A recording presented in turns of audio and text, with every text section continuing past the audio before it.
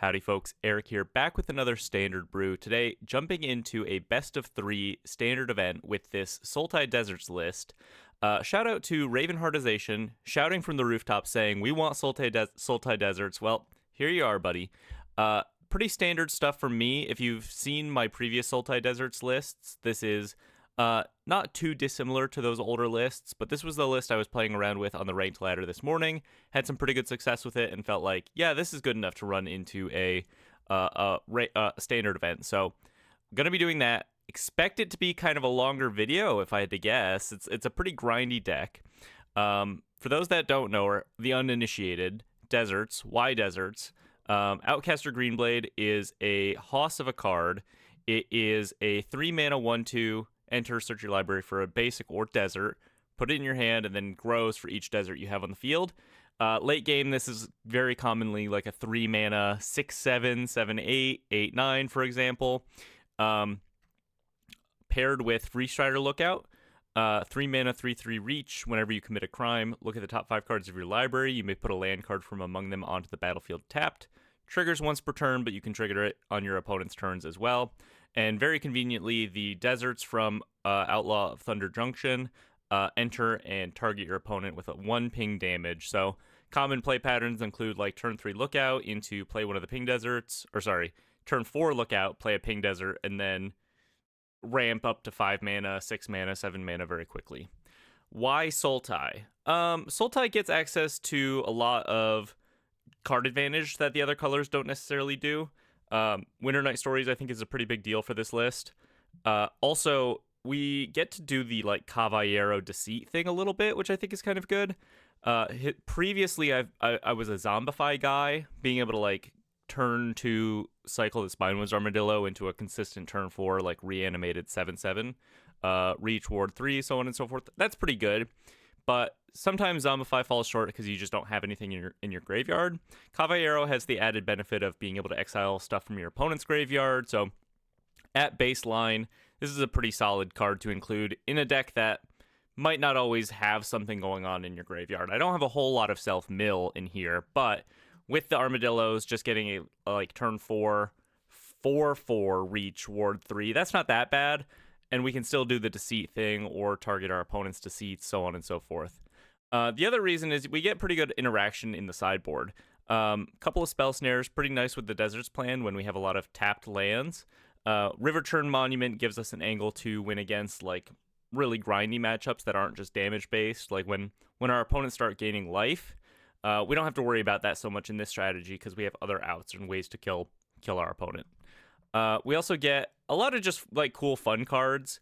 I think Wistfulness is fun from the sideboard. I think Glenalenger's Answer is interesting. I think Bonnie Paul is super fun in a Desert's shell. She reanimates well with Caballero. We also get Oko the Ringleader, super slept on Planeswalker, literally like a 25-cent card that cares about crime. So kind of a perfect mix of everything going on in here. A lot of removal. 1 of Esper Origins, some main deck board wipes, so on and so forth. Super grindy. I think 20, 25, 26 lands. And with a great top end. I mean, eventually just being able to like cast a 3-mana 8/7 or 8/9 or whatever and do other stuff on top of that is kind of the key like point of this strategy. We have a whole lot of cards in our hand late game. We cast a 3-mana 8/9, and then we can also hold up mana to Glenalenger's Answer from the sideboard or remove something, so on and so forth. That's the idea. Gonna be hopping into an event here. Hopefully we can pull out a cool 5-0.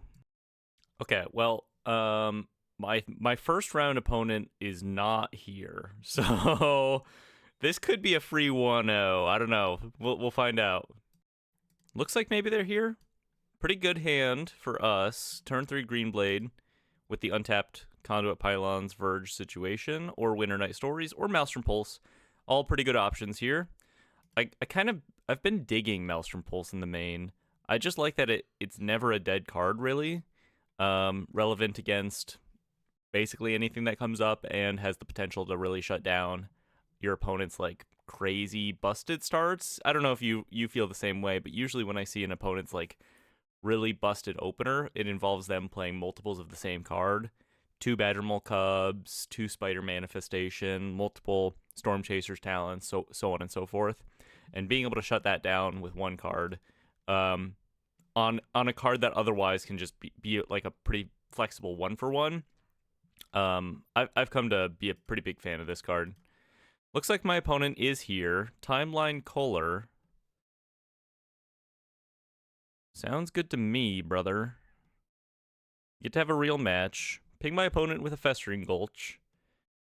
Couple housekeeping items to talk about today for my regular viewers. While we play out the first couple turns here,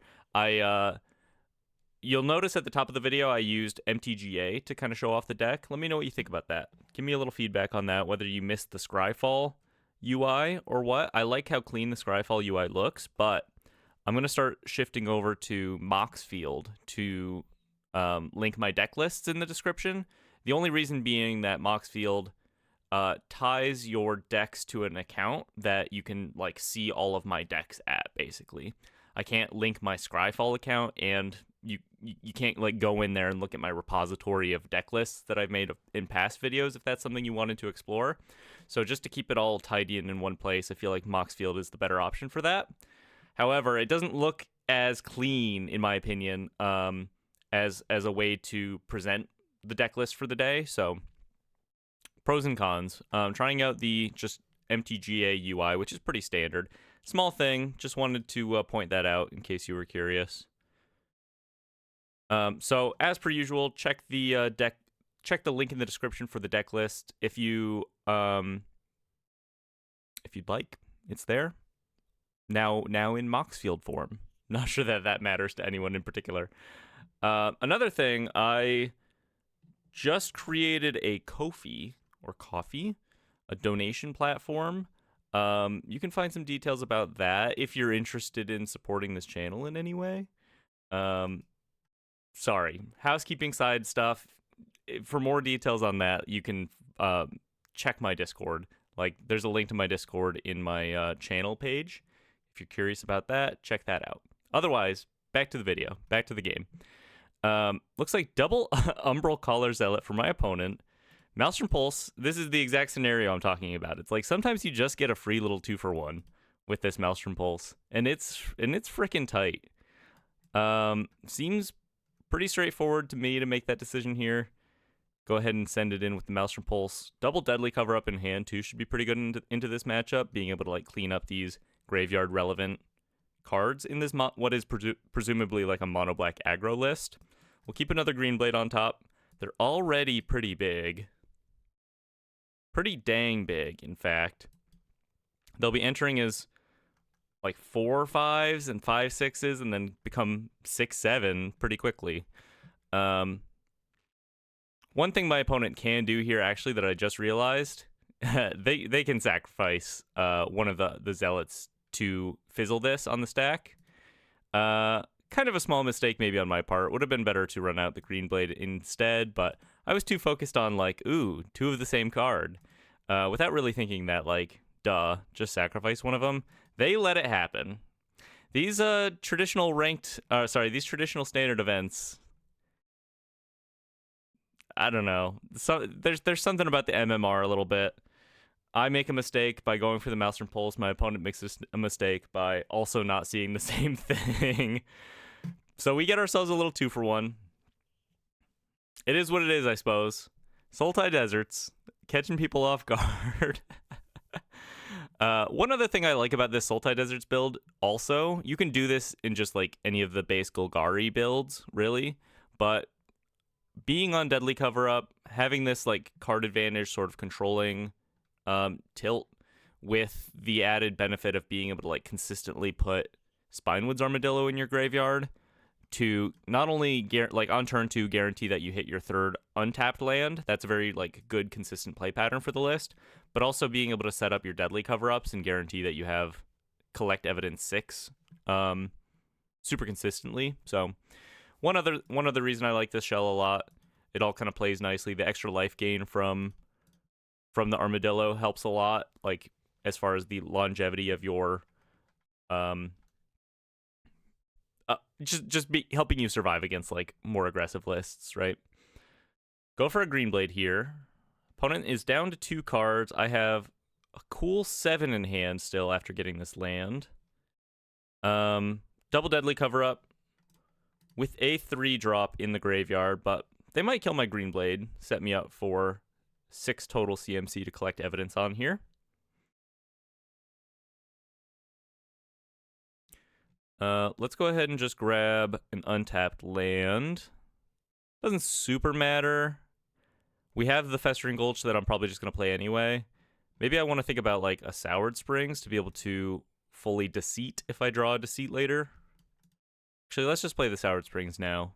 Gives them the least information. We can still do the Deadly cover-up next turn if we have to, off of this Sandstorm Verge. 5/6 Greenblade entered the fray. Turn 4, by the way. 3 mana 5/6 that also drew me a land. Sephiroth, Fabled Soldier. I feel like the deserts are so real. Like I said, if this is your first time watching any of my content here, specifically a deserts video, go back, look for Jund deserts, look for Bright Glass deserts. I have a whole catalog of pretty good successful builds in the deserts archetype, all kind of centered around the idea that Outcaster Greenblade is a big hoss. So I implore you and welcome you to the deserts gang even. Opponent fetches with a Fabled Passage, kind of an interesting include in mono black, could suggest that they are on Obsessive Pursuit. Timeline Kohler in the graveyard. They can now warp it if they want, but yeah, they decide they don't want.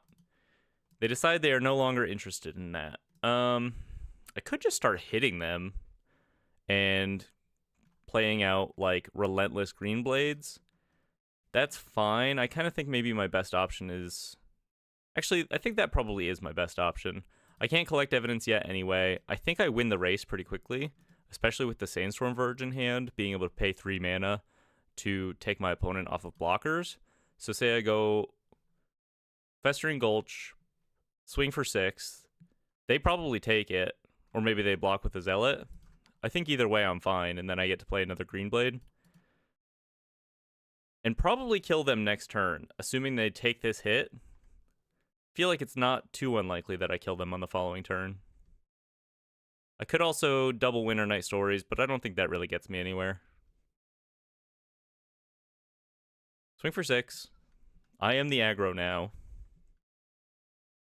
They go down to 8. Okay. I play a Greenblade. Now let's assume they have removal plus Kohler. I'm probably not dead in that scenario. I think they need one other thing going on. Let's grab a ping land. We have an untapped desert. Let's grab a ping desert. Keep our options open for next turn. To actually kill me, they would have to have, like, removal plus double timeline Kohler, maybe? And even then...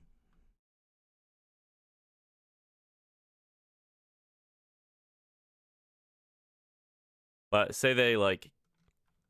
there's kind of a scenario where I kill them next turn anyway. They discard an extra Sephiroth. That's fine. Play a timeline Kohler.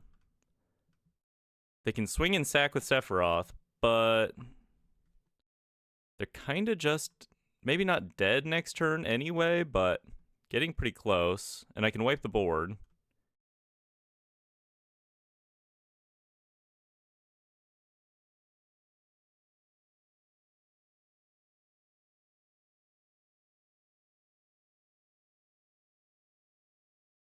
Okay.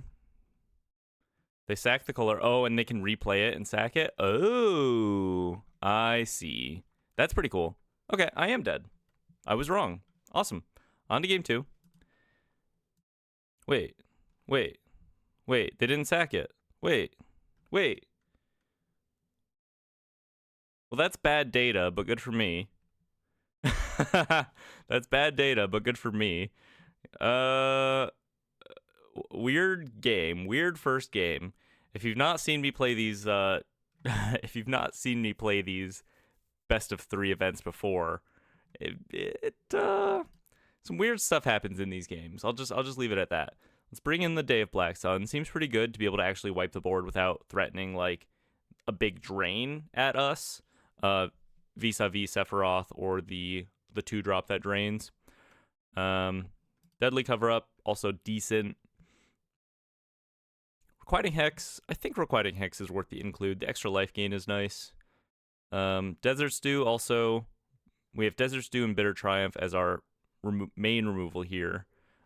Hits everything, including Sephiroth. I think that's kind of a big deal in this case. As for what to go down, Caballero seems like worth including at the very least. Is just like we can like exile the Timeline Colors out of their graveyard, or if they're on Bloodghasts, exile the Bloodghasts and effectively get like a hasty 4/4 or just a 4/4 to block with. That's not so bad. I'm looking toward the top of the curve. I kind of feel like Deceits are likely fine to go. Interacting with their hand is not really something I particularly care about here. And I think Bonnie's worth keeping in, though. Bonnie has a pretty high chance of just ending the game if she resolves. Putting out 2 huge blockers and just threatening lethal on the following turn with a huge bow. Oko can go as well, though. Oko, the ringleader. It's more of a alternate win con against more interactive lists, but if my opponent's just on hard aggro, then Oko tends to be... It's just fine. It makes an elk. It maybe distracts them a little bit, but maybe not the best to include here. All right, game 2 of this weird frickin' event. This hand looks great. I like the double Requiting Hex to manage early stuff with a Day of Black Sun to sweep everything up. One thing you just have to accept in your hearts with Deserts is your lands are going to come in tapped. That's just how it goes. So you can mitigate that a little bit, and using Outcaster Greenblades to grab your untapped Deserts is pretty key for like guaranteeing you have a turn 5 Deadly Cover Up or so on and so forth. But sometimes your hands are just going to be all tapped lands, and that's just part of the game. You manage. You just got to manage. Just trust in the Deserts. Trust in the Deserts. Double Dawnhand Dissident. Doug Dimmadome, owner of the Dimsdale Dimmadome. I don't know if I've ever seen this card do anything. Are there any Dawnhand Dissident believers out there? They blight 1 to surveil 1. Great. I guess I just kill it off. I know I have this Day of Black Sun, but I think I just want to reduce their options for next turn.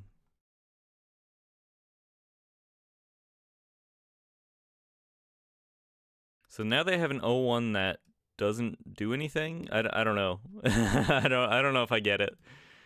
I don't know if I get it. Blight 2, exile target card from a graveyard. But you have to have something to blight onto? Yeah, I don't know. It seems kind of bad to me. IMO. It's a 1-mana 1/2. Yeah, I don't know. I don't know if I get it. They intimidation tactics me. Fortunately, I have no creatures in hand. Feeling pretty good about that result. Forsaken Miner, fine. Playing out into my Day of Black Sun here. They might blight to surveil 1 onto the Miner, blight 1 onto the Miner. I guess using this as a form of self-mill seems okay, but it's kind of expensive. Expensive in the idea that you just have to keep blighting onto your own creatures. It seems like like 1 step forward, 2 steps back. You know what I mean? I understand you want to surveil. Okay, they give up the Dissident here. And don't even they give up the Dissident and it dies. And they don't even put anything in their graveyard. Yeah, I don't know. I don't know if I get it. Pass it back here. Arid Archway making appearance in this Deserts list. Shout out to, I don't remember who said it, but they asked why Arid Archway isn't in my Deserts lists typically. For me, it's more of a feel thing. I feel like the card advantage in this list matters a bit more. Sometimes this is it can disrupt your flow basically, like, if you have a hand that's like Arid Archway plus tapped land in your opener, don't expect to do anything for the first 3 turns. And like, if you're Jund Deserts, you can't really afford to do that. But with main deck sweepers, we can manage those hands a little bit better, I feel like. And then eventually this pays off. Having big mana with decent card advantage, I think, is kind of the other important element of it. Because the extra mana and the extra, essentially, card doesn't matter so much in my other Deserts lists. I feel like. Could be wrong. A little underexplored. The other thing is, like, Jund Deserts, for example, plays Vibrance, right? Which requires you to have double green and double red by turn 5, right? And this kind of slows that element of it down a bit. Less of a problem in this list, with Deceit being a 6 mana card. Just a small thought on that matter. Opponent casts a Shadow Urchin. Whenever this creature attacks, blight 1. I don't think I've ever seen anyone cast this. Whenever a creature you control with 1 or more counters on it dies, exile that many cards from the top of your library. Until your next end step, you may play those cards. I don't know. It seems like a weird comparison maybe, but like, think about Mikey and Leo, Chaos and Order. Is that the 2 mana Selesnya like hybrid card draw turtle, right? It just draws cards when you put counters on things. Like, actually draws cards too. I think I'm gonna skip on. I want both of these green blades. I think I'm gonna skip on some lands here. Tossing some lands in the graveyard is pretty nice too for future Bonnie Pauls. Let's play a Sour Springs. We can plan to fully Day of Black Sun next turn if we want. But you know, this isn't drawing cards. It's not even a guarantee that anything good is going to happen. The baseline stats are fine, but you have to blight when you attack. I don't know. I'm not sure that I'm a huge believer here.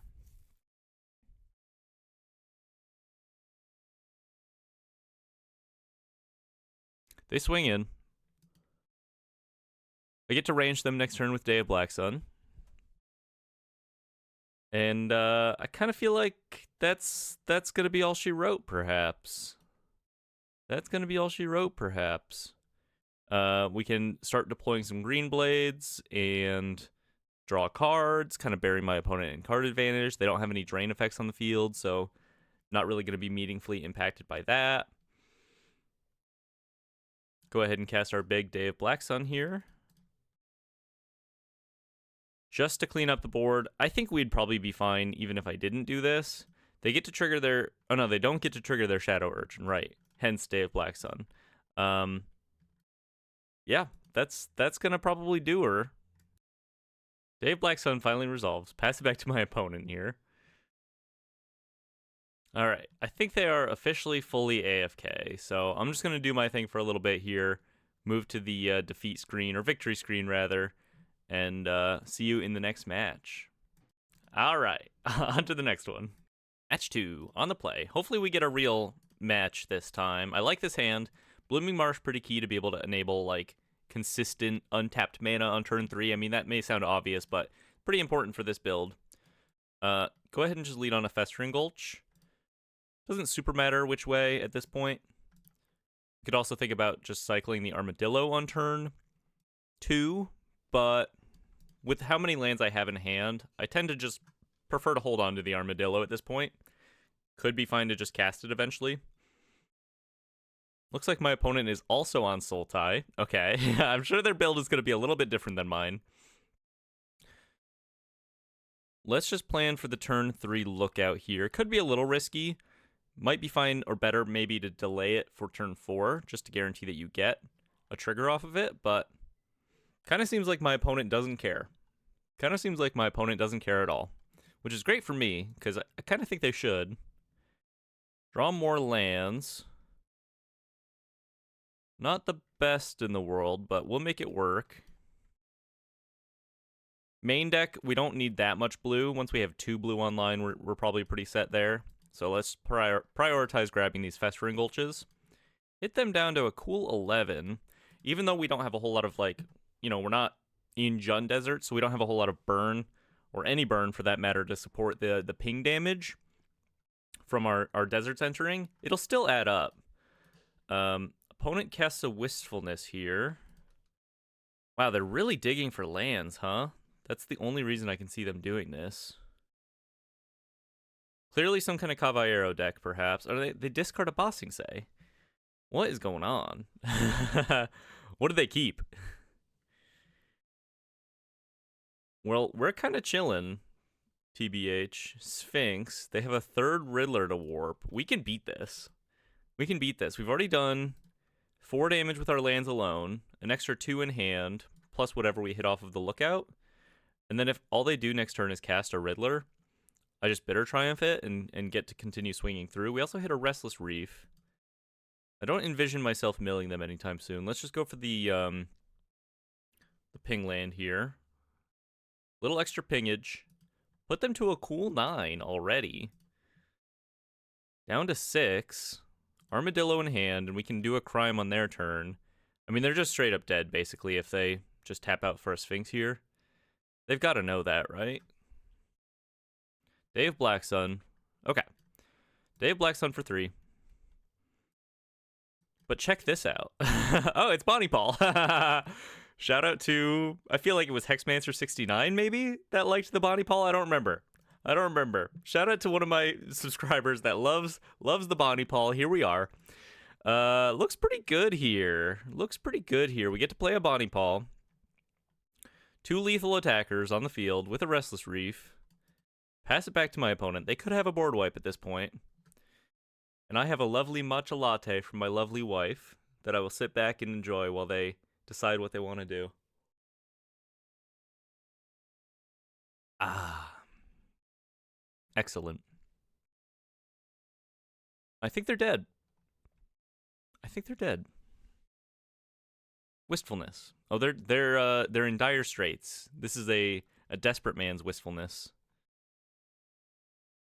Little draw, little discard. Nothing they can do probably to manage 2 beefy bashers on the board. Against Sultai midrange, let's take out the Requiting Hexes. Go up a Deadly Cover-Up. Pretty solid here. We'll bring in a Cease as well. A lot of options for the sideboard. I mean, if you love like a messy deck that has barely any 4-ofs, this is a deck for you. I feel like you can kind of get away with that. 4 of Lookouts, 4 of Outcaster Greenblades, 4 Bitter Triumph, but otherwise, okay, and 4 Requiting Hex in the main, but otherwise, just a whole mess of 1s and 2-ofs. Let's bring in the Oko as well. Feels like we're going to be packing in for a bit of a slower matchup. Soul Guide Lantern could be useful. I think I'm going to skip on the Wistfulness here. I think I'm going to skip on the Glenalendra's Answer here. Just run it like this. Play to wipe their board and just try to resolve our own threats. All right, game 2 on the draw. Opponent mulligans to 6, but no green, so I have to mulligan this. This is fine. Conduit Pylons. If we hit our 4th land drop, this can count as our green source, but I also just like that. We have decent removal in our opener here. Soul Guide Lantern. We're on the draw, so we're pretty likely to hit a green source eventually. Intimidation Tactics. Probably sniping my Greenblade here. Not the best card against what I'm doing. It's hard to like justify the inclusion of Intimidation Tactics here, I think. Well, I guess they hit my Soul Guide Lantern. Just because... Oh, there's an Oko. I'm not a huge fan of this card, but uncontested on turn 3 in this sort of matchup, it seems pretty good. So we'll keep that on top. The overall sort of like synergy level, I guess you could call it, of what I'm doing here is relatively flat. I'm just like presenting threats and like asking my opponent, do you have an answer for this, right? It's like a classic mid-rangey, control-y sort of style. So just taking me off of one card, like a 1-for-1 early, like you're not that likely to hit a key card on my end, I feel like. They better triumph my Oko. We'll play a tapped Festering Gulch, able to cast this Greenblade next turn or flashback this Esper Origins. Skip on a couple lands here.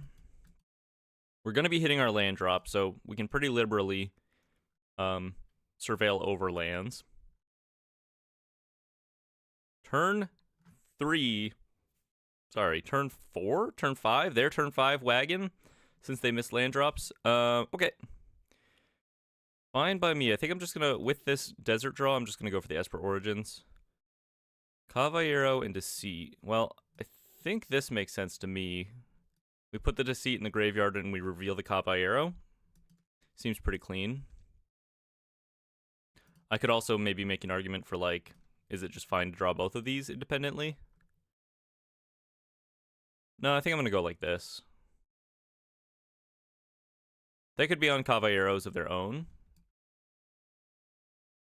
But then next turn I get to play a Greenblade and hold up Bitter Triumph. I think that makes sense. Strategic Betrayal. Okay. A little rough. Do they have a Riddler? They do have a Riddler, so they can start crewing up the wagon. But I think I'm doing okay.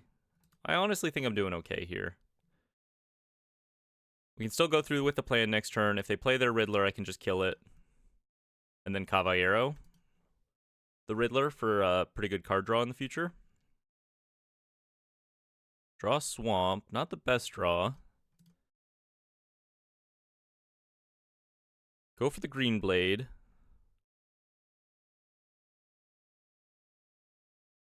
Let's grab... Go for a blue-green land. I think that makes sense to me with a swamp in hand here. We could also Bitter Triumph to discard cards to try to set up better draw off of Caballero Riddler. Something to think about. I kind of have a feeling they're just going to hardcast the Riddler here. Carsey Revenant. Not big enough to crew the wagon. Land. Do they have another Warped Riddler? Strategic Betrayal. Okay.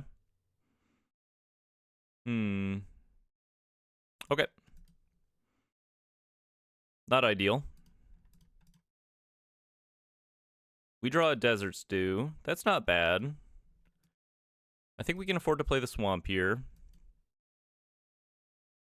We'll plan to kill the Riddler with the trigger on the stack to deny extra card draw. And probably clean up the Revenant while we're at it. Desert Stew scales pretty nicely. Also hits Iron Shield Elf, which is pretty relevant in the meta right now. With Requiting Hex kind of taking over Stab's spot, Iron Shield Elf can kind of flourish. This catches the Rakdos discard players off guard for sure. I think I'm just going to kill the wagon while I'm at it too.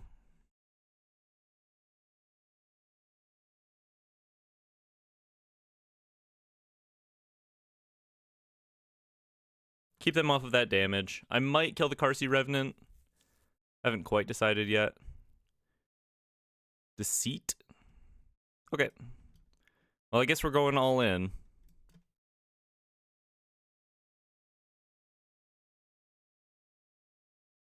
Guess we're going all in. Might as well discard the Caballero because they're going to make me discard it anyway. Top deck City. We draw a big Armadillo. Okay. Your go. Kills you in 2 turns. Ward 3. Not sure how that relevant Ward 3 is at this point, but if you reanimate it early enough, it can be.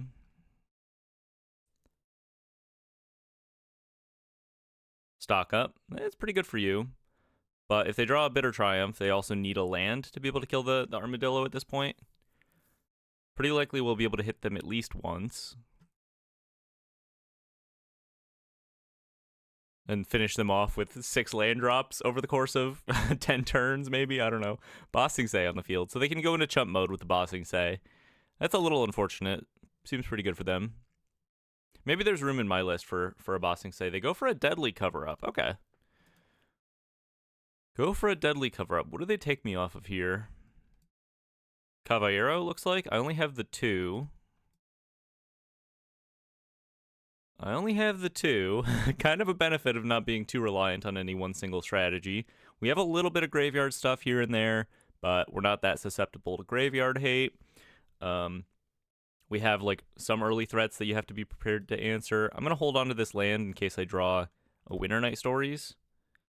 Lumbering World Wagon. Pretty good hit for them. Could kill me. Could be the death of me. Good to know that they're doing this for our future sideboarding. Fires up the Bossing Say. Conduit Pylons. Go for that. Could surveil into a Winter Night Stories here. I think I'm just dead. A little unfortunate. Back-to-back land draws. What can you do? Quantum Riddler.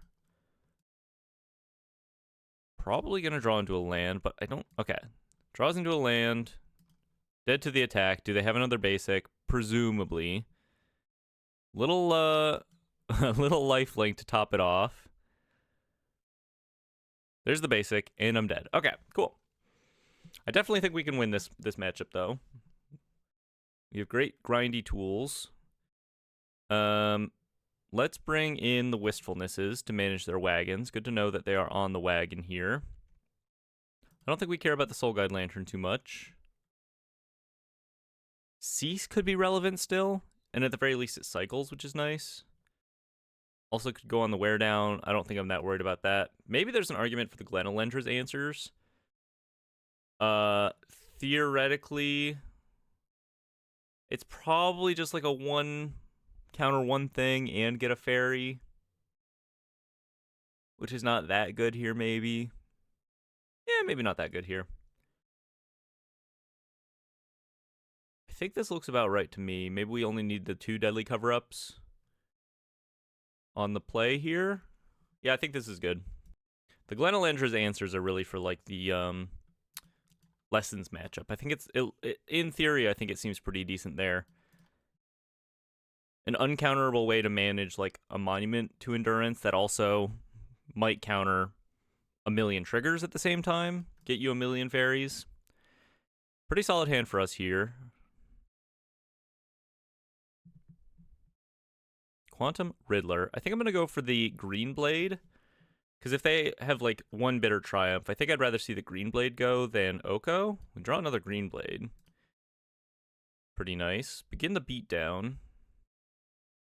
Let's grab a blue plus black land. Looks okay to me.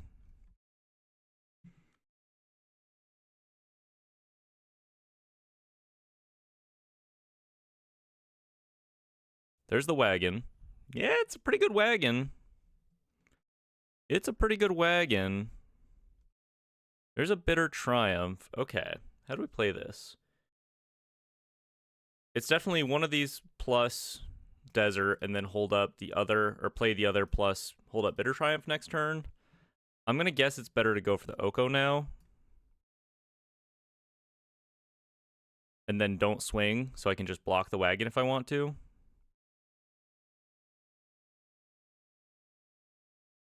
Sure, you can have all creature types. I don't know that that matters for anything. If they have a Scavenger Regent. Exude Toxins could be relevant. Strategic Betrayal. Nasty work. I don't think this card is that good in the meta, but it seems pretty good against me. They fire up they have another Riddler. Fire up the wagon. Okay. This is that Shahar Shenhar list, huh? He calls it Mono Boo Wagon, perhaps? Turd Gobbler was telling me. Subscriber Turd Gobbler was telling me about that the other day. I think we're still doing okay. Big Greenblade action. The strategic betrayals are pretty annoying against us, not gonna lie. Go for a Conduit Pylons. I maybe should have thought ahead to that possibility and gone double Greenblade instead of the extra Oko. Not really sure what the Day of Black Suns are doing here still.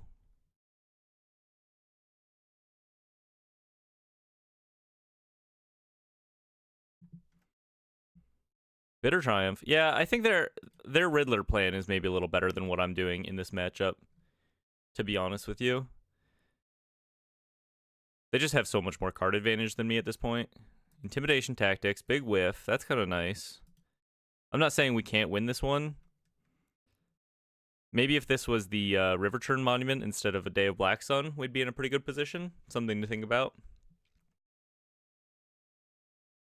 But I think I misevaluated how graveyard, like how relevant their graveyard is, which I think on the first pass made me inclined not to bring it in game 2, and then I think I really didn't consider it too much going into game 3. But probably would be pretty good here. Is there any reason to go for a deadly cover-up? Probably not. I think I'd rather just like take the Riddlers out of their deck. Just pass. They get a little extra information seeing that I have this tapped Blooming Marsh, but shouldn't be super relevant. Deceit. Okay.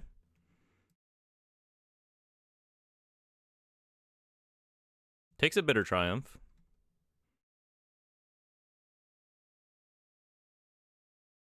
Do they have the Caballero follow-up to take my other Bitter Triumph?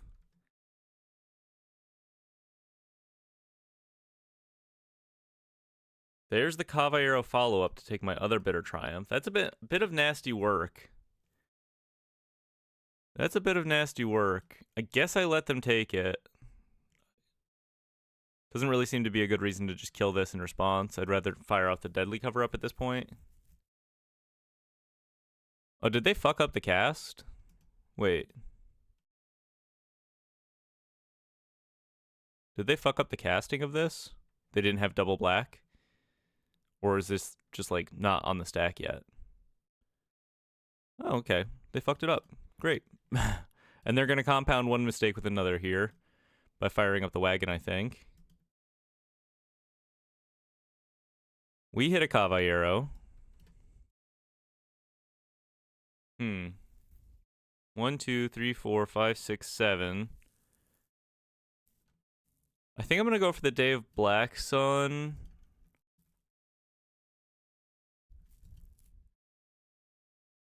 No, I'm going to go for the deadly cover up here. Let's just take them off the wagons. I think that makes sense to me. Leave the Greenblade in my graveyard. And then Greenblade is actually a pretty good Caballero target. Because of the way its ability is worded. It gets +1/+1 for each desert you control. So on top of being a 4/4, it becomes pretty large. Take a look at their list here. Not too dissimilar to what I'm doing. One more Strategic Betrayal. 2 more Riddlers in the deck. 3 more Deceits. Okay. With a Wrench in hand, that's a bit of nasty work. Yeah, that's a bit of nasty work.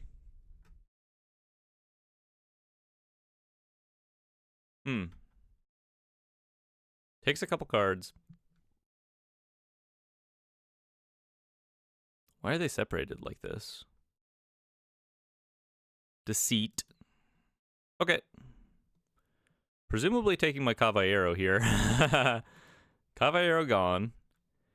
Draw a Lush Oasis. Not super ideal. Well, let's just pass here, I guess. Put them in a position where they can kind of just fire up manlands over and over and kill me eventually. Cast the stock up. All right. I feel like it's pretty likely I'm going to lose at this point. They're very ahead on cards. Several Riddlers in the exile.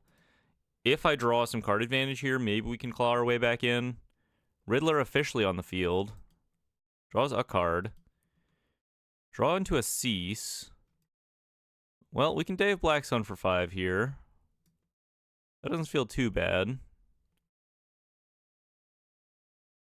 I think I'm going to wait on this Lush Oasis.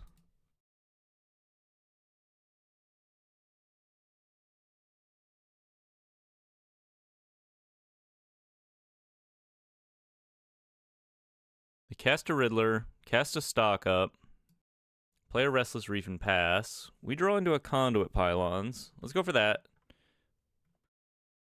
Caballero. Okay. Caballero the Wrench? Sure. Sounds good to me.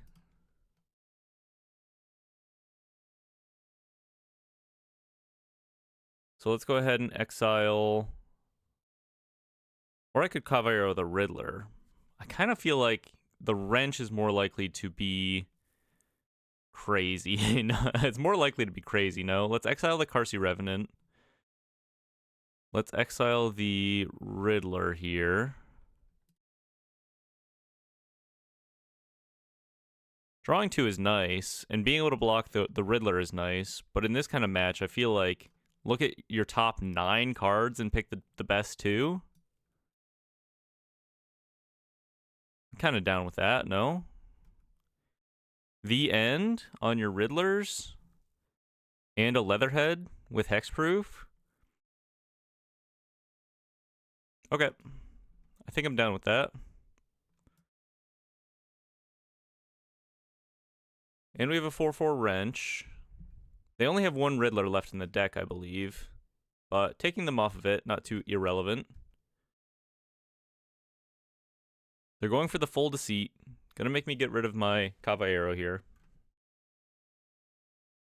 I could also take them off of Deceits, of which they have 2 left in the deck / hand, perhaps. I don't know why they fire off this Intimidation Tactics. Just trying to get their hand empty to benefit from the Riddler ability, maybe? We draw into a Greenblade. They have a Deadly Cover-Up. Can I make them Deadly Cover-Up?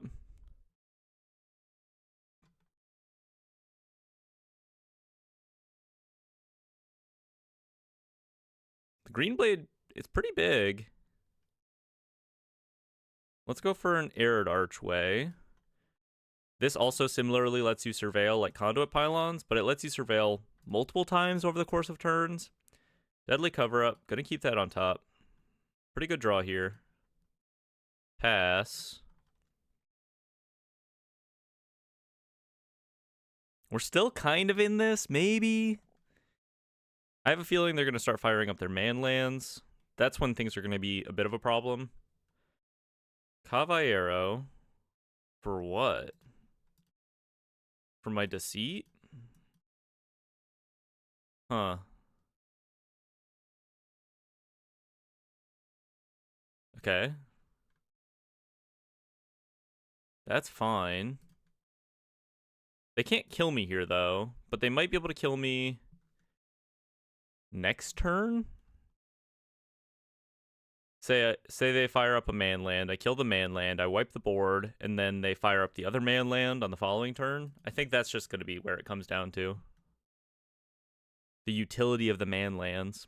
And perhaps there's a pretty good argument for doing that in Sultai over Deserts. But the Greenblades are pretty good, and it's a little more budget too. Pros and cons.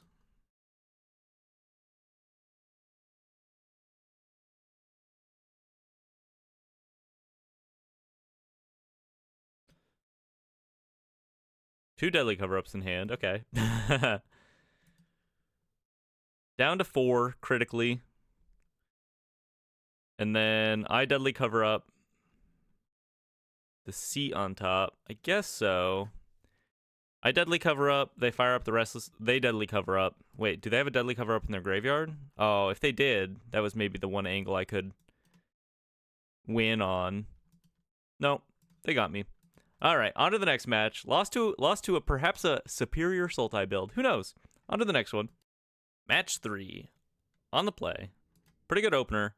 Told you to buckle in for a long one, by the way. About 50 minutes into the recording already. Kind of crazy stuff. Lead on a Lush Oasis. Pina. Swamp. Perhaps another mono black opponent. Wouldn't mind that too much. Tactics. Nabs my Armadillo. RIP in peace. Should be okay, though. Esper Origins. Going to be good in a matchup where my opponent's trying to tactics me, I think. We draw into a Greenblade.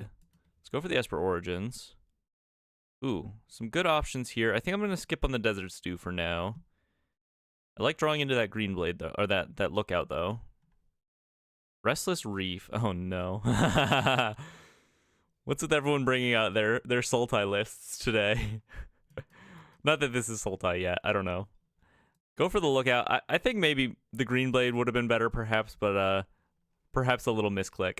It should be okay either way. The Greenblade gets bigger faster obviously. Winter Night Stories. So this is probably more of like a true blue Dimir Caballero build. Discards the Deceit. That's fine.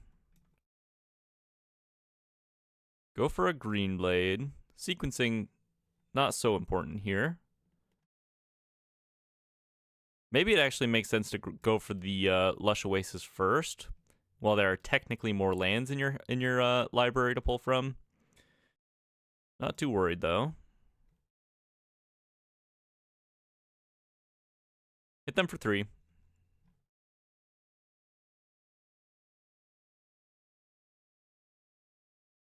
See if they have the Caballero. It's fine if they do. It's not great. It's fine.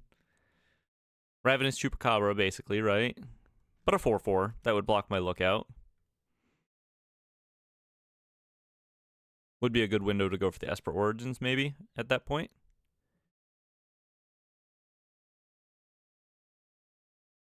Little Restless Reef action.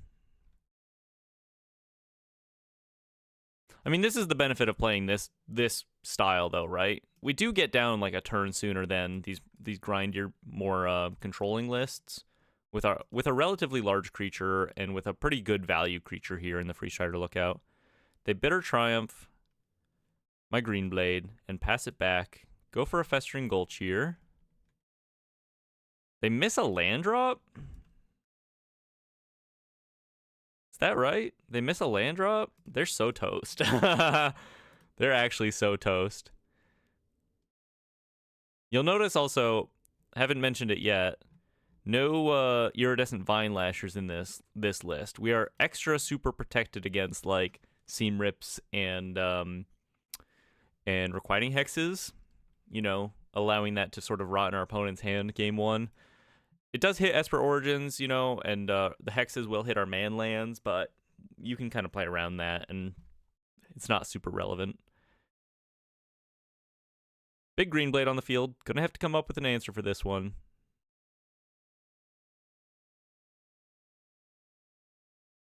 Did they hit their land drop? Kind of feels like no. Kind of feels like they're staring at their hand like, how did this happen to me? Dying to the Deserts. You wouldn't be the first, buddy. Don't be so dramatic. You wouldn't be the first. They finally cast a Deceit. They take a little peeksy at my hand. They're getting a little extra information before they scoop it up.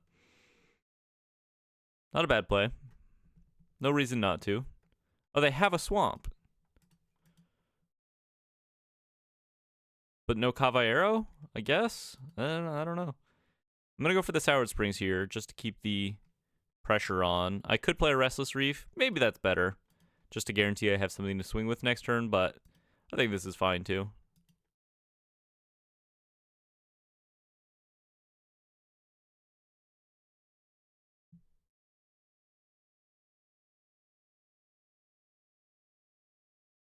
They don't like being pinged. Sometimes your opponents just don't like being pinged. Accept that in your heart as a Deserts player. It's so funny in paper too. Just like at FNM and you open up with ping land, you're at 19 and I'm winning. Let's go ahead and cut the hexes. They can hit the man lands, but we also have the Bitter Triumphs and Deserts Stew, which are just a bit more flexible. Cut the Day of Black Sun. Let's go up. I feel like River Churn Monument is an interesting alternate win con. Oko. Let's bring in the Glenelendras answers as well here. A Cease seems pretty good. Maybe a couple Lanterns. I think we can afford to cut the Maelstrom Pulses. They're not going to have multiple things on the field that often. They're not going to have like non-creature permanents on the field probably. Bitter Triumph and Desert Stew should be enough to manage their creatures. Otherwise, I think this looks pretty good. Spell Snare.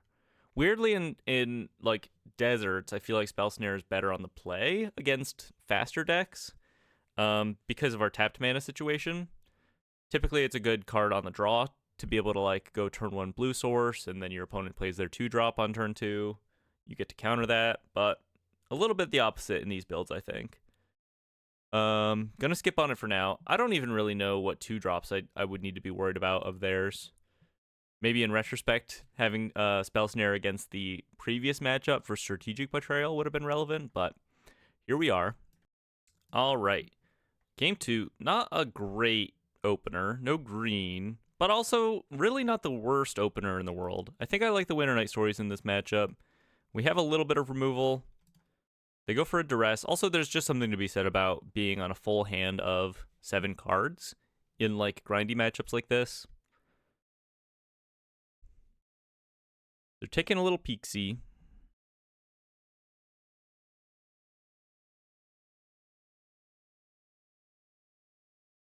This also, by the way, is pretty expensive for this matchup and maybe not the best card generally, but in late game scenarios, it being 4 mana doesn't super matter that much. Just having a general answer to anything they could be doing, whether that's casting a big demon or firing up their man land, I think there's maybe a bit of an argument for that.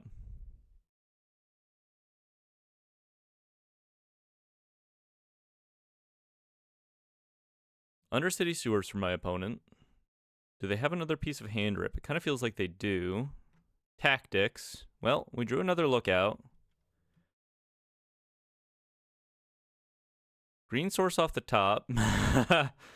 No worries there. They put the Winter Night Stories in my graveyard off the Duress.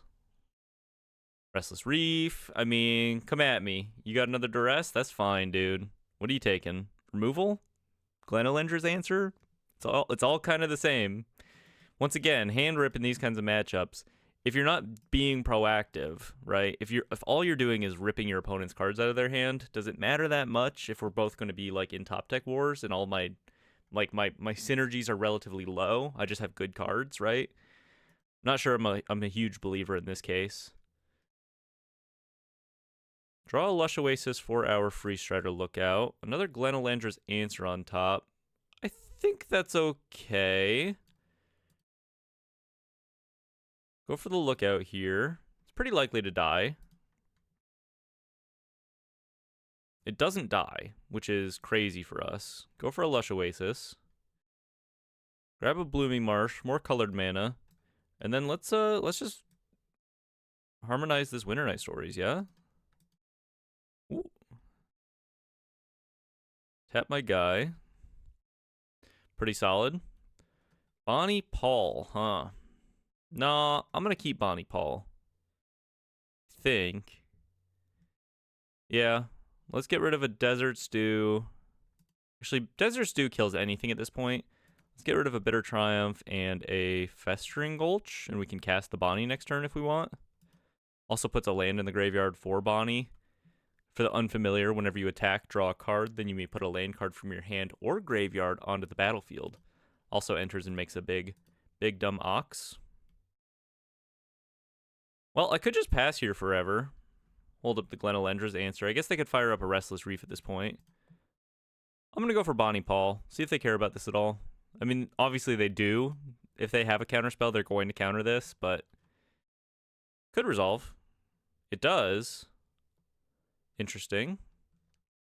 I'm going to swing with the Lookout. If all they do is fire up the Restless Reef, I think that's okay. It's basically like a 2-for-1 in some ways. Because we also get to draw a card off of this attack. And the Lookout has kind of done its thing, no?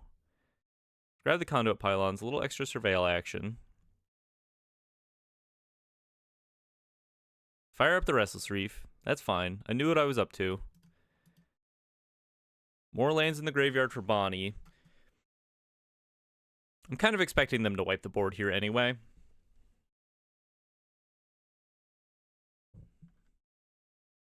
Doomsday Excruciator. Okay. I can beat that. I can beat that. So I Desert Stew the Doomsday Excruciator. And now I just hold up Glenolenger's answer to counter the Restless Reef activation. Play a Restless Reef of my own to kill them with. Hit them. Bring back a desert. Put them to 1, so they're just dead to my Lush Oasis next turn anyway. And Glenolenger's answer cannot be countered. So, GG.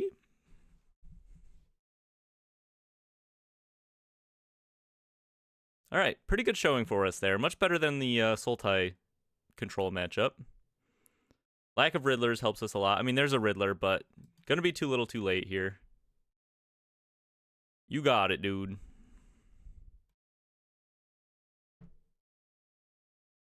If they wipe the board, I'm just gonna let them and get them with the desert kill. Wipe the board, wipe the board, wipe the board. There's nothing more satisfying, I think, than killing your opponent with your dumb little land drop. Okay, well, we'll fire up the Restless Reef. Or, we'll counter this activation here. Whee! Kill you? Two and one. All right, pretty good start. Couple more matches here. On the play. Got a mulligan this. Not great, but not the worst. The main problem is no real green source.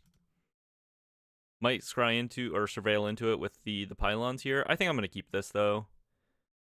Let's get rid of the Maelstrom Pulse. Maybe makes the most sense to me. Also, maybe an argument to just get rid of the Caballero.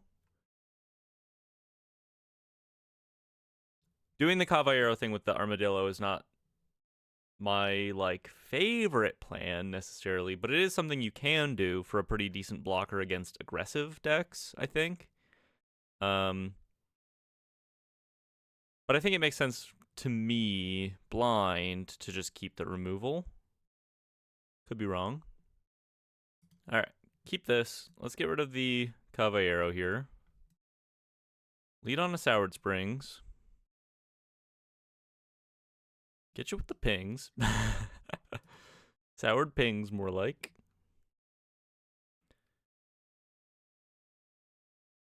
Opponent has Forest Llanowar Elves. We draw untapped green source. Never punished. Let's just pass here. We don't have enough information to decide whether Bitter Triumphing this elf is worth it. I think probably it is not. Blind. Breeding Pool. Okay. Presumably Simic or Ouroboroid or Bant Toolbox or what have you. Let's cycle the Armadillo here. And then I think I'm just going to tap out for... I have a Conduit Pylons in hand. Double black. Let's get a Lush Oasis here. I'm going to tap out for this Free Strider lookout here. Draw Oko the Ringleader. Interesting. Quieting Hex on top. I think that's a pretty good draw. By tapping out for this, I can start to, like, slow drip my removal over the course of turns. And even if they play an Ouroboroid here, it's not doing that much. I get to kill it. They get to buff an Elves. Okay, well now it's doing quite a lot if they do have an Ouroboroid. Because Badgermole Cub is a messed up card. Mockingbird. This is fine. I can answer, well, I mean, cool little Maelstrom Pulse situation here, no? I think that makes sense to me.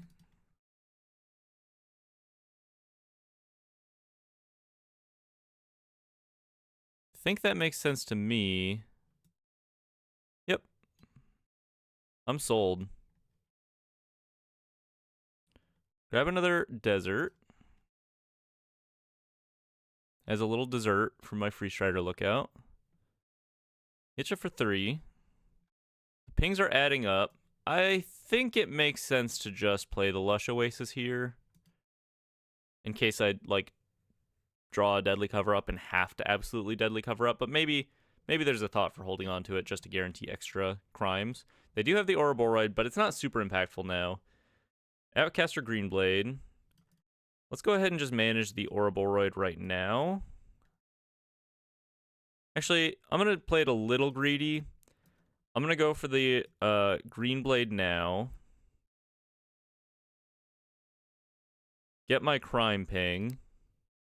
And then on their upkeep, I'm going to Bitter Triumph the Ouroboroid. The greed element comes in on the fact that they could have... Oh, Winter Night Stories in the graveyard for free. Huge. Okay. Kind of huge with this Greenblade in play. The greed element comes in the fact that they could have Detect Intrusion, but I don't know that I don't know how common it is for these lists to main deck it. They also have a crazy amount of land, like mana dorks in play for a Badgermole Cub. They could literally like go land Badgermole Cub Crater Hoof me, but I don't think I'm dead to that now because they would have to like tap all of their dorks to do it. Killing the Ouroboroid goes through, thankfully. No Detect Intrusion. Get some extra land drops. 1,000,000 mana. They shock themselves. Badgermole Cub. Uh-oh. Oh, no. Oh, no, no, no. Ouroboroid. Okay. No Crater Hoof. That is fine. Free Strider Lookout. Interesting. Oko. Interesting. I think I want Free Strider Lookout into... Hold on, let me think about this. I guess if I Oko... Here's one cool thing I can do with Oko. I can play Oko. I can make an Elk for extra blocks. I can use Oko. It has this weird line of text that says at the beginning of combat on your turn, it becomes a copy of up to one target creature you control until end of turn, except he has hexproof. To copy my Greenblade, to use the Oko to tap to harmonize this Winter Night Stories. I think that seems pretty worthwhile to me. So let's move into combat. I'm going to swing in with the Greenblade here.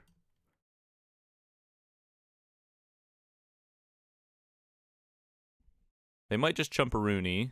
They take it? They could just be dead to that. Have I played a land this turn?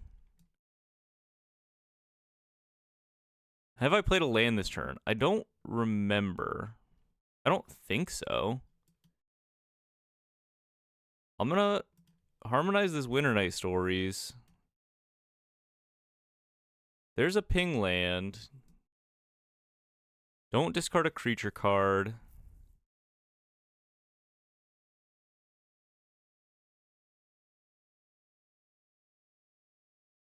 I guess I should have discarded the creature card because I want all of these other things anyway.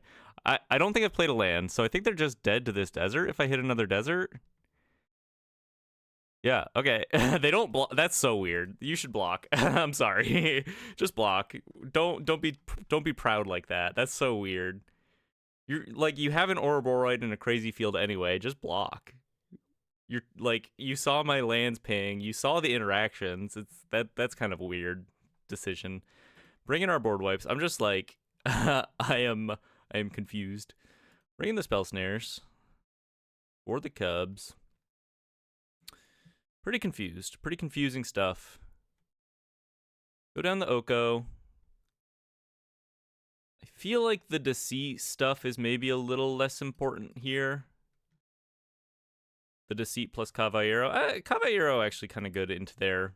I mean, just like sniping their Ouroboroids from their graveyard is kind of crazy.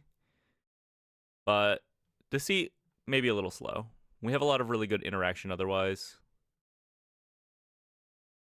Could go down the Armadillos. Could go down a Bonnie Paw. I think just wiping their board over and over is probably enough to win this matchup. Weird game one. Weird game one. Weird game one. That's pretty much all I have to say about that. Not like everyone else is making the block there, right? Not just me. It's not a great hand, but Spell Snare in hand means that I'm likely to keep them off of an insanely busted start. Like, they can get the first Badgermole Cub online. Desert Stew is a really nice draw. They can get the first Badgermole Cub online, but I can deny the second one. Another Spell Snare. Pass. Forest. Llanowar Elves.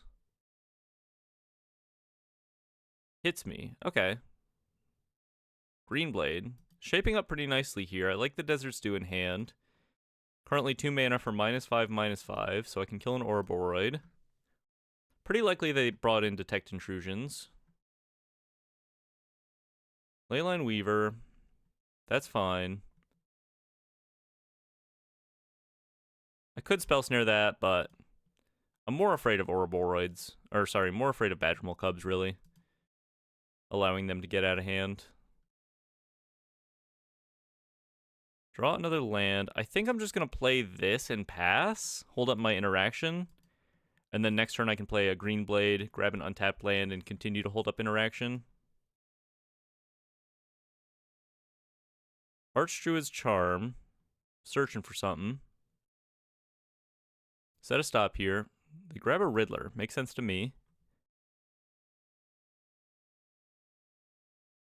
Badgermole Cub. So we'll snare the Cub, and then we'll kill the Riddler with the trigger on the stack. Oh, actually, because I didn't play a Desert last turn, I don't have enough deserts to actually kill the Riddler this turn. That's okay.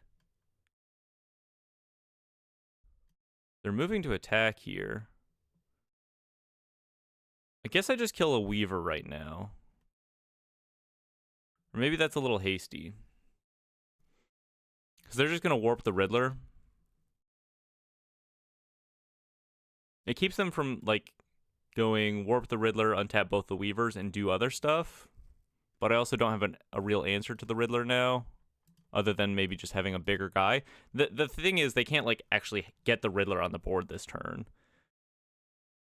with that attack, so that's fine. Cast the Riddler, or warp the Riddler. 2 mana available. It's a Gene, my friend Gene, that's fine. Another Gene, yeah, who cares? Who cares? So we get to go, let's go for the Lookout here. Continue to open up our mana, hold up a Spell Snare. Let's go for the Pylons, do a little Surveil action. Requiting Hex. It's not that bad, I'm gonna keep that. It doesn't answer the Riddler, which is gonna be the main problem right now. But it kind of smooths out the next couple turns, I think.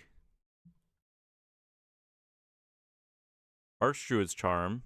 Presumably for a Badgermole Cub at this point. I mean, if I know anything about this list from playing against it a million times... Oh, they grab another Riddler. Okay. Also seems fine.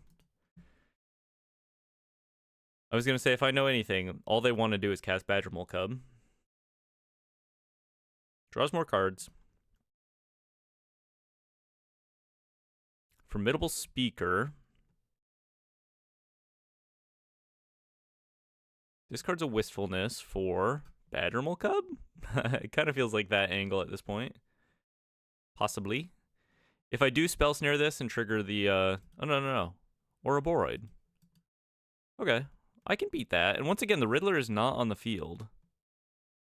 Interestingly enough. So let's go Greenblade.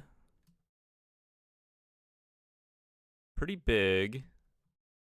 I'm dying to Craterhoof at this point, but I can deny their ability to cast it easily at the very least with my Spell Snare in hand and Hex for, like, to manage Badgermole Cubs and stuff. 8-9 Greenblade, pass it back, hoping we hit a board wipe at this point. Ouroboroid, it's nice. It is nice. Do I kill the Weaver at this point? I kind of think maybe why not? Denies a little extra mana. Go ahead and blade onto the Greenblade. I don't think it makes a huge difference. Grab a Sandstorm Verge. Little utility here. Day of Black Sun, probably the best draw. Well, I guess it doesn't super matter. With Day of Black Sun, there's a possibility that I get to just kill their dorks and leave everything else. Force them to make some blocks, maybe. Riddler. Fully tapped out, though. They just dead? Actually, they didn't, like, read my board. Are they just dead? Yeah, they're just dead. I think. They did not pay attention to my board. We'll skip on this island, because I have enough mana to fire up this Sandstorm Verge. Read the cards, people. Fire up the Sandstorm Verge. Doesn't matter that I whiff here. Quantum Riddler can't block. Fire up the Restless Reef. Kill you? I don't know. What are we doing here, dog? Just read the cards. I don't know. Read the cards. All right. 3-1. On to the next one. Yeah, pretty good match. Didn't need our board wipes, weirdly enough, for this one.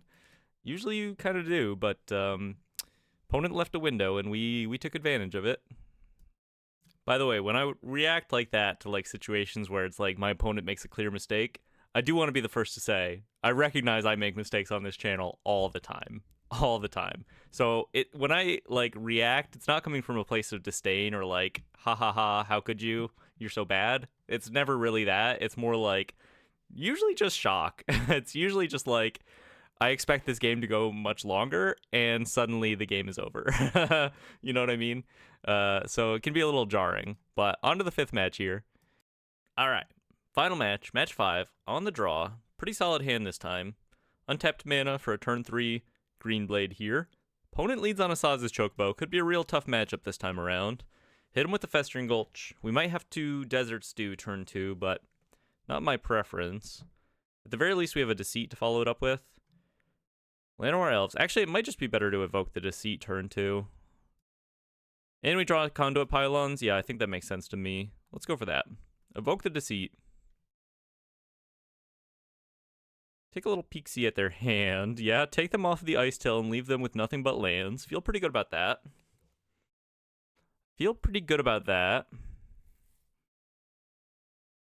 And we can manage the Chocobo next turn, I think. -4/-4. Biggest they can get it is 4 toughness now.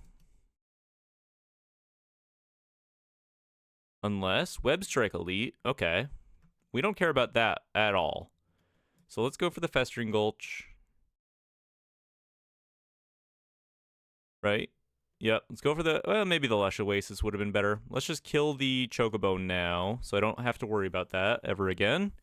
And my Greenblades are just going to be bigger than their elites, so they're in, like, super top deck mode now. They have to find an answer. Sapling Nursery would be pretty huge for them at this point.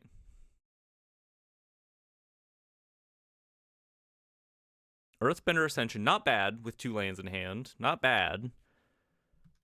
If they draw into an Ice Tail Explorer, they're feeling pretty good.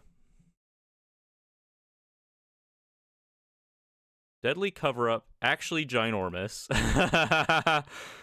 I'm gonna go for the Lookout then, because this lets me do the Deadly Cover-Up and exile all of the lands out of the forests out of their deck next turn, which straight up wins the game. I guess I would have been able to do that anyway. Still, I love this line so much. There's no way to make... There's, like, no surer way to make your mono green landfall opponent scoop faster than to... Oh, yeah, play the Escape Tunnel. Than to just, like, take all the forests out of their deck. It's not like they can never win that game. They can, but it's not super likely. Just gonna block the Elite. Keep my life total relatively high here. It's not super likely. Go for the Deadly Cover-Up. I live for this. I live for this. Choose Forest. No, you can have the Forest in hand, I think. Because I don't know if I want to give him a redraw. You can have the Forest. Take all the forests out of your deck, though. Critically, this takes away their ability to make use of their fetches and keeps them on 5 mana for the rest of the game. They could draw into, like, Bossing Say, right? They have 2 Bossing Say. But they're never going to trigger double landfall in a single turn again outside of, like, drawing into Ice Tail Explorer again. Hit him with the Restless Reef. There's a Llanowar Elves. Pretty cute. Check out this big boy.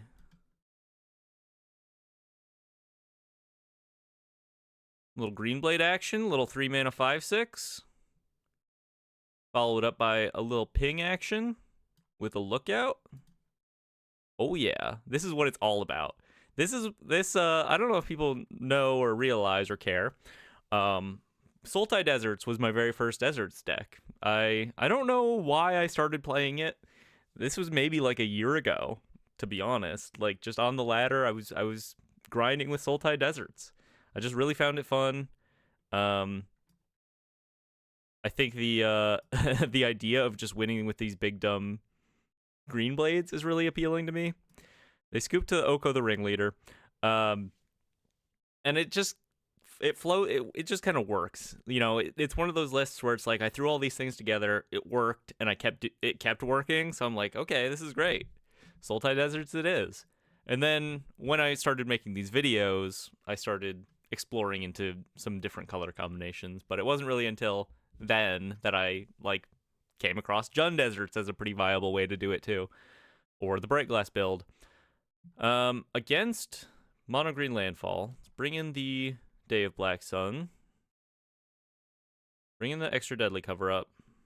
Spell Snare. I think I'm going to pass on the Spell Snares. Do we want the Glenolendra's Answers, though? There's maybe an argument for the Ceased Assist. Being able to snipe lands out of their graveyard early and then answer all like a board full of Earthbender Ascension plus Sapling Nurseries seems pretty good to me. Wistfulness, I'm a little less sold on. Maybe the first one's okay. Otherwise, I think this is like a pretty good Maelstrom Pulse, like Deadly Cover-Up matchup. It's just about managing their early threats and then like their early go wide possibility with also like having answers for late Sapling Nurseries and stuff like that. But they're also on the Hydras, important to remember here. Nemesis of mine. Definitely ranges me on occasion here. Let's go down the Oko the Ringleader. I think I like the one Bonnie Paul. Actually gets pretty big enough to maybe contest what they're doing.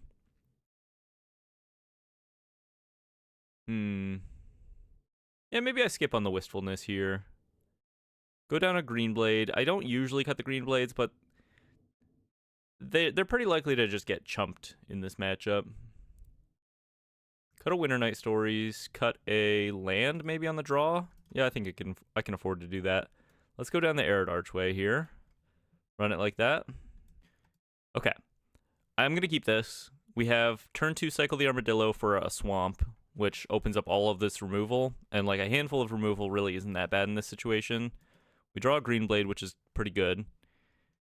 Keeps our lands flowing.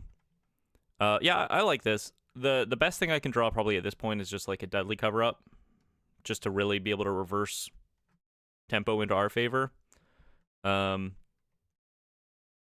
Otherwise, double Fabled Passage for my opponent. Big chillin'. We draw a Festering Gulch, so I guess I don't have to cycle the Armadillo yet. Let's just go for the Gulch here. Pass it back to you. I might still plan to hold up, cycle the Armadillo next turn, or Bitter Triumph, etc., etc. See if they just jam a Hydra here. I think I'd be okay with that. Earthbender Ascension, a little less okay with that. Pretty hard to answer this favorably. Deadly Cover-Up, well that's a pretty good... it's a pretty good draw. That's a pretty good draw. Okay, well let's go for the Greenblade then. So I can guarantee hit my next land drop, my next 2 land drops here. I'll grab a Festering Gulch, and then... Actually, let's grab a Soured Springs. And then I can play the Soured Springs next turn and plan to cycle the Armadillo, which will set up my Deadly Cover-Up nicely. They do hit a Sapling Nursery. Do you have another fetch?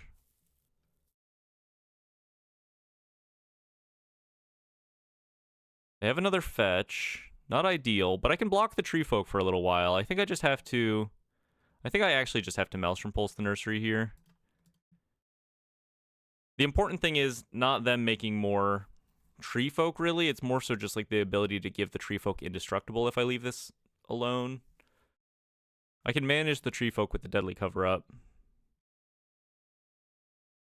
Play the Soured Springs here. Pass. I can't likely Deadly Cover-Up next turn unless I draw an untapped source, but even then, it would involve like the Greenblade going in my graveyard to be able to collect evidence. Another Nursery, but just a forest this time. A little annoying. Probably the best card against this deck, against any against this style of deck generally. But we're kind of chilling. I can make them sacrifice it maybe. It also gives forests you control indestructible for some fucking reason. Like, I mean, I guess Wizards makes the card, so, you know, they know what's going on. They know what this deck is going to kind of look like. But it would be nice to, it would be nice if that were not the case. I think I'm going for Winter Night Stories. Try to hit my land drops that way. Alternatively, I could just cycle the Armadillo, cast a Lookout. Do I have any really good hits off the Winter Night Stories here? Eventually, like a Day of Black Sun to clean up these tree folk. Okay. I'm going to go for the Winter Night Stories. Pretty likely to hit another land drop here, and I don't feel like I'm necessarily dead. There's another land drop. Let's get rid of the Armadillo here. Not the best Winter Night Stories I've ever cast. Let's hold up this Requiting Hex just in case they have like a Harmonizer maybe? I also want to block with, or want the option to block with the Greenblade at the very least. My hand's pretty full. I don't feel like ripping the Harmonizes necessarily right here. Archdruid's Charm. Presumably searching for a Harmonizer here. Ice Till. That's not ideal. Okay. Cast an Ice Till. Do I respond now by killing off a Tree Folk? Maybe not quite yet. Saws his Chocobo. Maybe I kill that. Fabled Passage. Yeah, okay. I guess I'll let them do things for a little bit here. See how they decide to distribute their counters. I'd really like to draw a Day of Black Sun at this point, because then I can actually wipe the Tree Folk from the board. Kind of messed up how they went back-to-back Nursery. But we have game 3. If we lose this, we have game 3 at least. Go for a block here.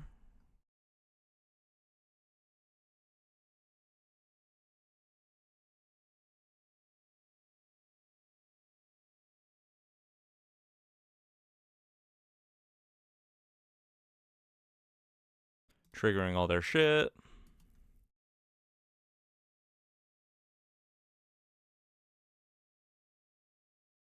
Does my Greenblade matter? It probably doesn't matter, right? Although, if I do draw a Day of Black Sun... Actually, I think it does matter. I want to be able to... Yeah, I'm just going to do this. I want to be able to Harmonize next turn to increase my odds of actually hitting a Day of Black Sun, because that's kind of the only way I get out of this, right?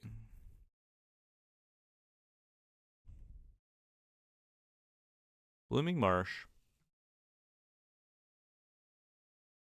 They can just sack the Nursery to save their board.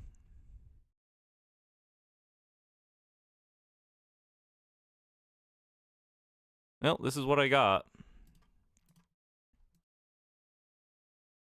This is what I got. No Day of Black Sun. Okay. On to the next one. Game 3, match 5 for all the marbles. Is there anything we want to be prepared with this time? Maybe just a wear down. I don't know. Maybe Glenalendra's answer? I need to be able to manage. I need to be able to manage the nurseries. Maybe there's an argument for like this being Flash Freeze instead.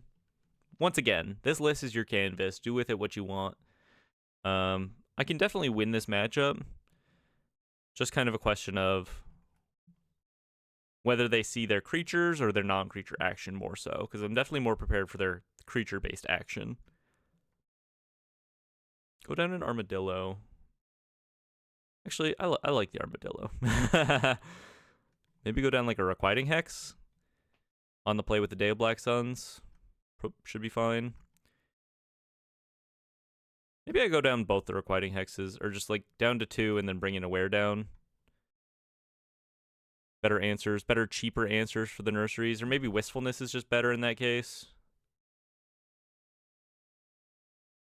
We'll try it like this. Winnable. Winnable. I haven't lost hope. On the play. All right. Pretty good hand, actually. Caballero, probably not doing a whole lot for a little while, but Day of Black Sun to manage like an early crazy start. Maelstrom Pulse to manage non-creature stuff. And a turn 3 lookout. Little good mix of interactive and proactive. Go for the Restless Reef. I'll go for the turn 3 lookout here with a Gulch on turn 4. No instant speed removal, so a little soft to maybe something like a Harmonizer play, but can't have it all every time. Saz's Chocobo. That's my Chocobro right there. That's my freaking guy. Another Caballero. See if we get a lucky Surveil here. Bonnie Paul. Oh, okay. I'm going to put the Greenblade in the graveyard just to give us something to do with this Caballero. It's a pretty good hit, all things considered.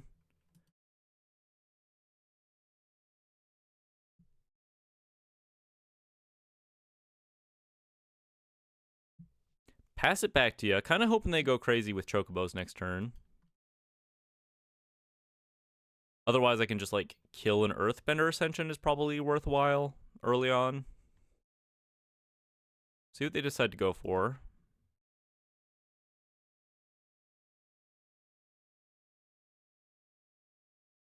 Ooh, okay. Play another one? Perhaps? This could actually just be a Maelstrom Pulse angle. Hold on to the Day of Black Sun for like a future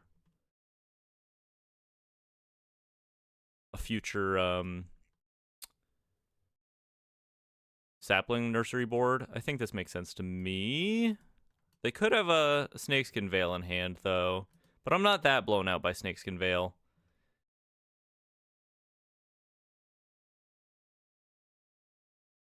Grab a Lush Oasis here. I'm not that blown out because I have the Day of Black Sun in hand for next turn. Pretty likely that this goes through, though.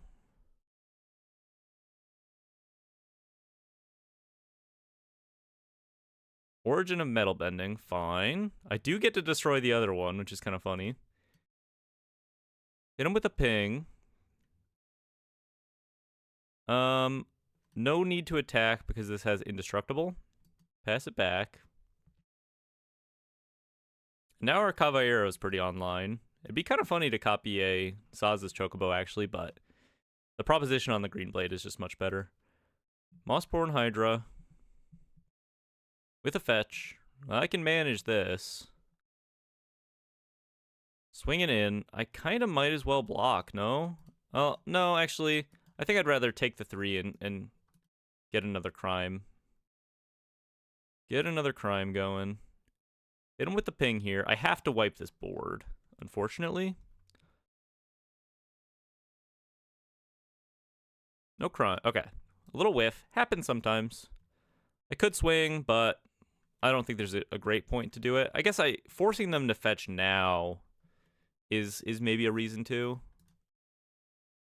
Surely they have the read that this is going to be a board wipe, but at the same time, they kind of also, why take 3, you know what I mean?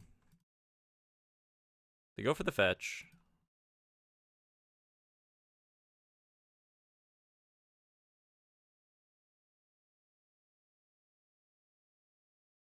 Feeling pretty good about this game so far. Double Caballero in hand, actually pretty relevant here.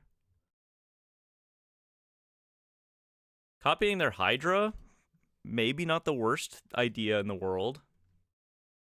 But I'm a little more inclined to go for the Greenblade first. I can go Greenblade, grab a Conduit Pylons, and copy a Hydra, maybe? I don't know. I also have these man lands to think about. There's the Sapling Nursery. Eat my shorts, Sapling Nursery. We draw a Free Strider Lookout, which is pretty good. I'm going to copy the Hydra. No? I think it makes sense because of the trample. I'm going to copy the Hydra. Is that crazy?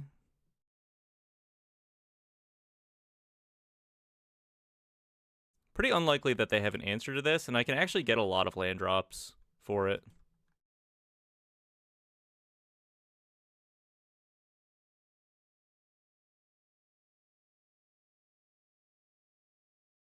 It gets infinitely large. Just do the Hydra thing to him. I still Explorer. Imagine they mill over a Harmonizer and I get to, like, Hydra Harmonizer them next turn. They're going to create a pretty big board, but if there's anything the Hydra cares about, it's not big boards, you know? I have a degree of eventuality that they don't have. They could kill me next turn, I guess, to be fair. They're going to be making a lot of sapling, or a lot of tree folk.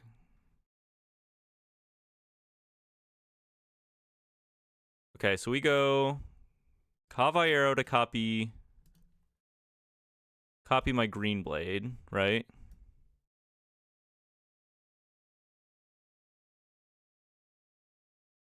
And then play a Free Strider Lookout. I grab a crime land, play a Free Strider Lookout, do the crime. I don't think I'm dead next turn. Try to hit double land drops here. And then hopefully I can get double land drops next turn with crimes from my lands, or from my man lands attacking. Got another land. Two big boys. 12/12 Hydra. If I were to push this forward right now, I think they would block it and kill it. I just have to wait. Try to make this like a 48/48 next turn. They have to find an Earthbender Ascension, I think, and try to kill me that way. Or a Harmonizer, I guess. Gonna be a close one.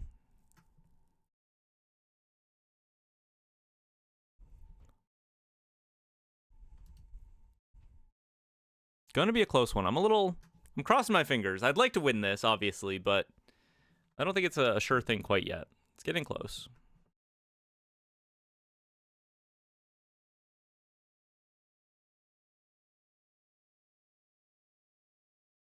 Fabled Passage. Playing that now is a good sign. It means they don't have an Earthbender Ascension in hand. They don't have another Nursery to create an even crazier board. They mill over all their good cards. They play a Surak. That's fine. Can I present a large enough Hydra to swing with next turn? That's kind of the question. This is 20 toughness. They start hitting me. Why? What does this matter?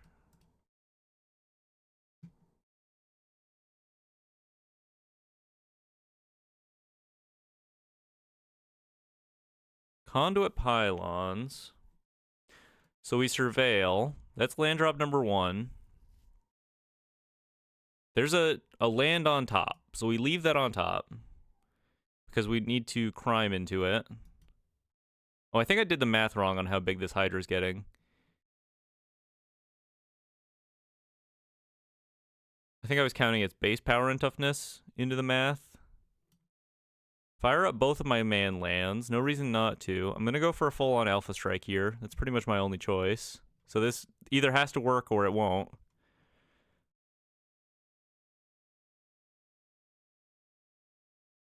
Might as well mill my opponent. No reason not to at this point. Do more crimes.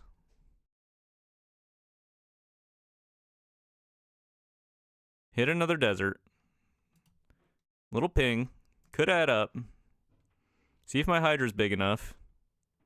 This is kind of intense, y'all. I'm like, okay, it's only a 36/36, but actually I kind of think them swinging with these 3 tree folk might be a bit of a problem for them. It might be a bit of a problem for them. They have 3 more land drops, but is that enough? It's 20 toughness off these 5 tree folk. 24, 25, 26, 27, 28. They have to put everything in front of the Hydra, basically, right? and having like these extra chunky 4-power hits on the sides, I think I'm good. I could be wrong. I could be wrong, but I think I'm good.